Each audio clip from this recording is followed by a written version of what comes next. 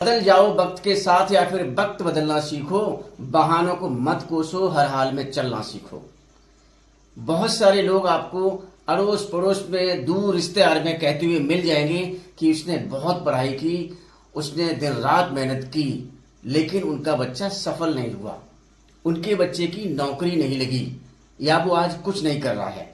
आपके सराउंडिंग में होंगे और आपको कहीं न कहीं कहते हुए मिल जाएंगे। तो ये वीडियो उन्हीं के लिए है। आप क्या गलती करते हैं, ऐसी क्या गलती आपने लाइफ में जिसकी वजह से आपको सफलता नहीं मिली थी।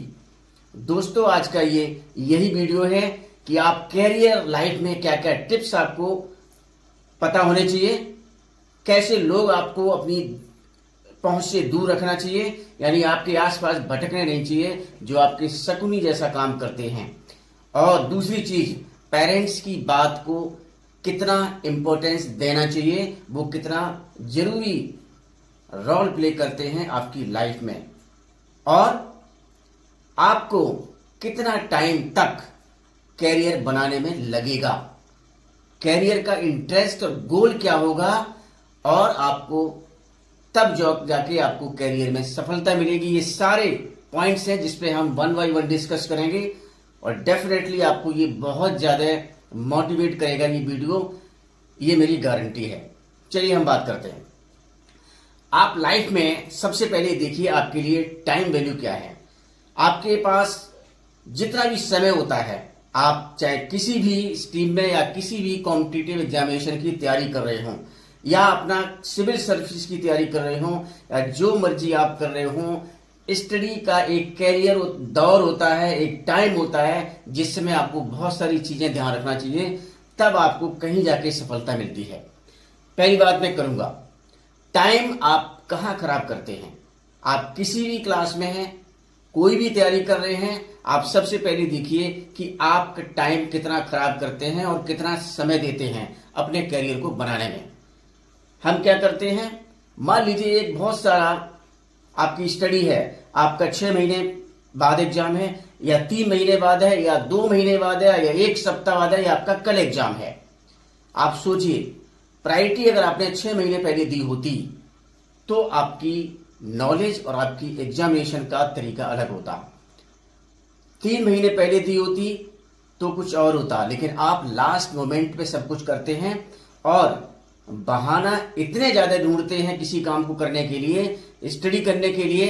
जैसे आज सिर में दर्द हो रहा है, आज मेरी तबीयत ठीक नहीं है, आज पार्टी में जाना है, कल वहां जाना है, और ये बहुत सारे बहाने होते हैं जिसकी वजह से आपकी सारे दिन और सारे टाइम पढ़ाई डिस्टर्ब होती है और बहुत सारे फालतू कामों में आपका समय जाता है। आप खुद से सोचिए, आप क्या करते हैं सारे दिन में। आप देखा जाए तो नॉर्मल अपने कैरियर के लिए कितना समय देते हैं, नहीं देते। आप क्या करते हैं, फोन से दोस्त को फोन करेंगे कि भाई कहाँ है, तू कहाँ है, मैं कहाँ हूं, ये सारी बातें करते हैं। अगर उसने बोला कि मुझे इस पार्टी में जाना है तो आप फटाफट तैयार हो जाएंगे, पूरा दिन वहां वेस्ट कर देंगे, और फिर आप कहेंगे नहीं अब सिर दर्द हो रहा है, अब मुझे पढ़ाई नहीं करनी है। ये बहुत सारे चीजें हैं जो लाइफ में एकदम ध्यान रखना है कि हमें किस तरीके से करना है। तो ये बहानेबाजी आप बंद करो। अगर सफल होना है तो बहानेबाजी छोड़ दो, टारगेट सेट कीजिए और लग जाइए। दूसरी चीज, आप कैसे लोगों से अपना डिस्टेंस बनाएंगे। आपके फ्रेंड में बहुत सारे ऐसे फ्रेंड होते हैं जो आपको गलत डायरेक्शन में ले जाते हैं, आपका टाइम खराब करते हैं, आपको अच्छा करने से रोकते हैं। यानी कि दोस्त का 50% रोल होता है आपके उस 7 इयर्स कैरियर लाइफ में, जिसमें सबसे ज्यादा नुकसान होता है। मैं ये नहीं कह रहा हूं दोस्त होना खराब बात है, दोस्त होना अच्छी बात है, लेकिन थोड़ी डिस्टेंस आपकी होनी चाहिए। इतना समय खराब मत कीजिए अपने दोस्तों में कि आपका कैरियर ही चौपट हो जाए। और अपने समय का ध्यान रखिए, ये जरूरी है। नेगेटिव थॉट्स आपके माइंड में 24 घंटे में पता नहीं कितने विचार आते हैं जो गलत होते हैं, कि मैं ये नहीं कर सकता, मैं वो नहीं कर सकता, मैं कुछ कर नहीं सकता, मेरे अंदर ये कमी है। ऐसा कुछ भी नहीं है। Kindly remove the negative thoughts. जिस समय आप नकारात्मक विचार अपने लाइफ में हटा देंगे और सकारात्मक सोच रखेंगे तो डेफिनेटली आपको उसकी एक इम्पैक्ट दिखेगा। दूसरी चीज, देर तक मत सोइए, जल्दी जागिए।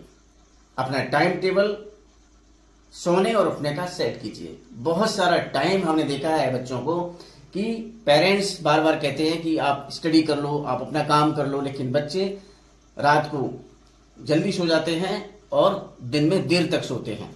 आप सोचिए, कहाँ कैरियर के लिए आपने काम किया? आपने स्टडी कहाँ की? आपने अपने आप को समय कहाँ दिया? ये सारे छोटे छोटे पॉइंट हैं जो हम समय निकाल लेते। देखिए, मैंने बताया कि time is more important as compare to the money. Time अगर आपका चला गया तो आपका वापिस नहीं आएगा। अगर मनी आप लाइफ में कमा सकते हैं। टाइम को वैल्यू दीजिए।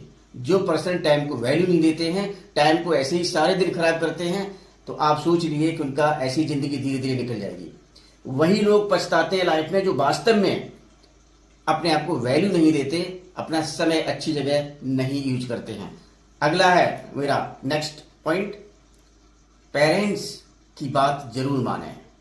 पेरेंट्स आपके तीसरे जो गुरु होता है, जिसकी दृष्टि आपके ऊपर होती है, वो आपको देख रहा होता है। आपकी दो आंखें सामने को देख सकती हैं, लेकिन तीसरी आंख आपके पास नहीं होती है, वो आपके पेरेंट्स होते हैं। और पेरेंट्स आपके तीसरी आंख से ये देख रहे होते हैं कि आप गलत डायरेक्शन में जा रहे हैं, सही डायरेक्शन में जा रहे हैं, आप पढ़ रहे हैं या नहीं पढ़ रहे हैं, आप अपने करियर के लिए क्या कर रहे हैं। और जब तीसरी आंख यानी पेरेंट्स आपको कुछ भी सजेशन देते हैं, आपको कुछ एडवाइस करते हैं, तो आप अग्रेसिव होते हैं, आपको गुस्सा आता है, आप पेरेंट्स की बुराई करते हो और आप कहते हो कि मेरी मम्मी मुझे आराम से नहीं रहने देती, पापा मुझे बार बार डांटते हैं। आप सोचिए, वो आपके जीवन में सदैव नहीं रहेंगे। एक वक्त लाइफ में ऐसा आएगा कि आपको ही अपनी जिंदगी का रास्ता तय करना पड़ेगा। आपके पेरेंट्स आपके साथ नहीं होंगे। नहीं तो आप अपने पेरेंट्स से पूछिए, क्या उनके पेरेंट्स हैं अभी जिन्होंने उनको डांटा था पढ़ने के लिए? आप सोचिए, पेरेंट्स का रोल, पेरेंट्स का इंपॉर्टेंस समझिए। लाइफ में वो कितने महत्वपूर्ण होते हैं और आप उन पर अननेसेसरी गुस्सा करते हैं। यानी कि पेरेंट्स भगवान के समान होते हैं। आप आर्ग्यूमेंट नहीं मत कीजिए, उनका एडवाइस लीजिए। वो आपको एडवाइस देना चाहते हैं, आपको सही रास्ता दिखाना चाहते हैं। आखिर उन्हें लालच क्या है? कोई लालच नहीं है। उन्हें यही लालच है कि आप एक अच्छा करियर बनाएं लाइफ में और आगे बढ़ें।